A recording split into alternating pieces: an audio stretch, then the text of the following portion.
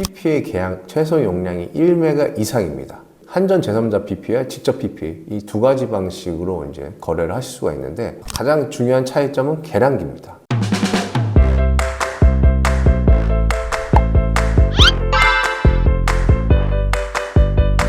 안녕하십니까, 주식회사 위재입니다.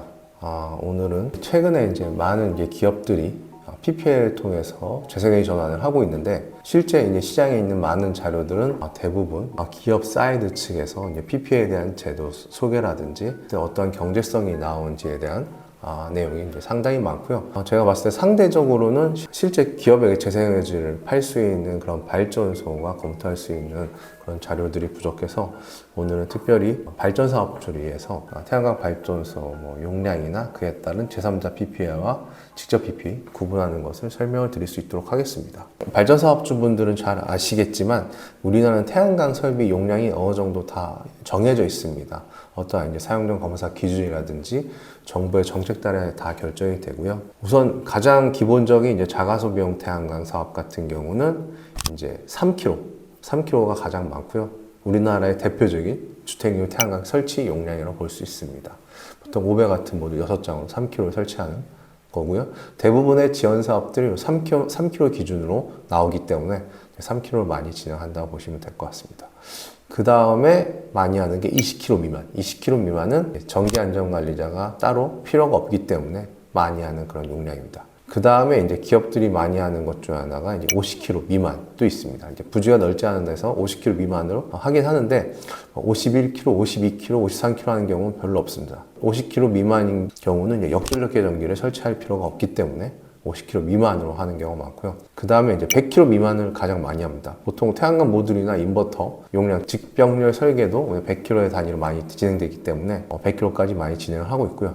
실제 많은 이제 지원 사업들, 보조금이 나오는 사업도 보통 100kg 이하까지가 많습니다. 그래서 100kg 미만도 많이 설치되고요. 그 다음에 200kg 미만도 종종 볼 수 있는데 이거는 우리나라의 대표적인 태양광 보조금 사업인 태양광 건물 지원 사업, 산자부에서 진행하는 사업이죠. 200kg까지 지원이기 때문에 많이 보이는 용량입니다. 그 외부터는 사실은 200kg 이상부터는 500kg, 700kg, 1.2메가 이런 거 상관없이 몇 메가까지도 설치가 가능하고요. 기본적으로 건물에 이제 설치 가능한 용량, 차단기 용량에 따라 된다고 볼 수 있습니다. 그리고 이제 PPA로 넘어가서 보면 기본적으로 발전사업용 태양광이니까 우리가 발전사업 태양광 용량에 대해 설명을 드리면 역시 20kg 미만이 있습니다.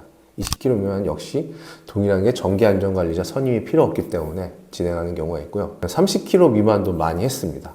요 같은 경우는 이전에 발전 판매 단가가 높은 사업 중에 하나가 이제 FIT라는 게 있었습니다. 여러 가지 좀 조건이 있어가지고 그 조건에 맞는 경우는 한참 이제 장기 구정 가격 계약이 되게 평균 단가가 낮아졌을 때 많이 유행했던 그런 사업이고요. 30kg까지 지원해 주는 경우가 많았습니다. 그래서 원래 100kg로 할 수 있는데 30kg로 쪼개서 진행했던 사업도 있었고요. 근데 100kg 미만 같은 경우는 이제 우리나라 대부분의 태양광 발전 사업 용량입니다. 거의 압도적으로 100kg 미만이 많고요. 보통 우리나라가 생각하는 소규모 태양광 하면 보통 100kg라고 보시면 될 것 같습니다. 100kg까지가 많이 하는 이유는 100kg 미만이 여러 가지 이제 제도적으로 혜택도 많고 장기 고정 가격 계약에서도 유리하고 여러 가지 지원 정책들이 많습니다. 다음으로 많이 하는 게 500kg 미만입니다. 500kg 미만인 이유는 500kg 이상이 되는 경우는 22,900V로 승합을 해서 한전 연계입니다. 500kg 미만인 경우는 380V로 한전 전조와 연결할 수 있습니다. 승합이라는 건 변압기가 들어가고 변압기가 들어간다는 건 수배 전반이 들어가기 때문에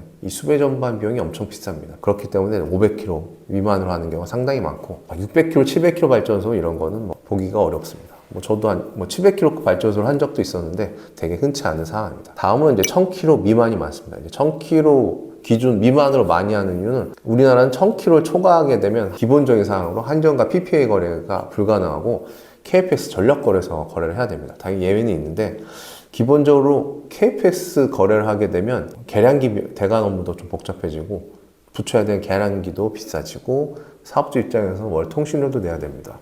그래서 저도 실제 시공할 때 1000kg를 안 넘기기 위해서 많이 노력했습니다. KFX 거래하기가 좀 시간이 많이 걸리고 신경 쓸 일이 많다 보니까 1000km 미만으로 많이 했습니다. 우리나라 대부분 발전소가 1000km 미만 발전소가 많습니다. 1100km, 1200km 이런 거 별로 없습니다. 그리고 막 10메가짜리 발전소도 1메가로 쪼개가지고 한 경우도 많습니다. 그 다음에 3000km 미만, 3000km가 넘어가면 지자체 인허가가 아니라 산자부 인허가를 받기 때문에 3000km 이하 미만을 한 경우가 많습니다. 3000km 초과부터 말 그대로 흔히 말하는 대규모 태양광을 볼 수 있습니다. 직접 PPA를 하거나 한전 제3자 PPA를 하는 경우에도 PPA 계약 최소 용량이 1메가 이상입니다. 그러니까 1메가급, 보통 우리가 말하는 1메가급 보통 999km, 998km짜리 많은데 이런 거는 안 됩니다.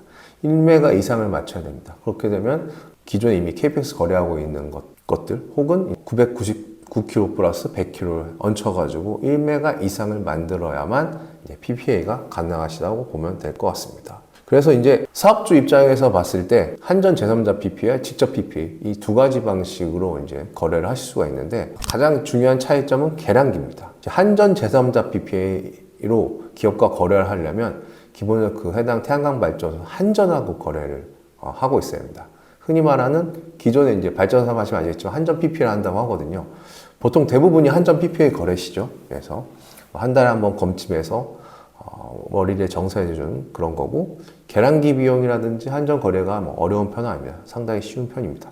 그래서 대부분 1000km 미만의 발전소는 대부분 이제 한전 PPA 거래를 하고 있기 때문에 이런 발전소들 같은 경우는 기업하고 PPA 계약을 하게 되면 실시간으로 검침이 되는 계량기로 설치하는 것으로 이제 종료가 됩니다. 그래서 거래 조건이 상당히 단순하고 추가적인 비용이 별로 들지 않습니다. 통신비 이런 것도 상당히 낮습니다. KPX에서 이제 한전으로 넘어오는 계량기 공사나 이런 절차는 상대적으로 쉽고 비용이 낮습니다.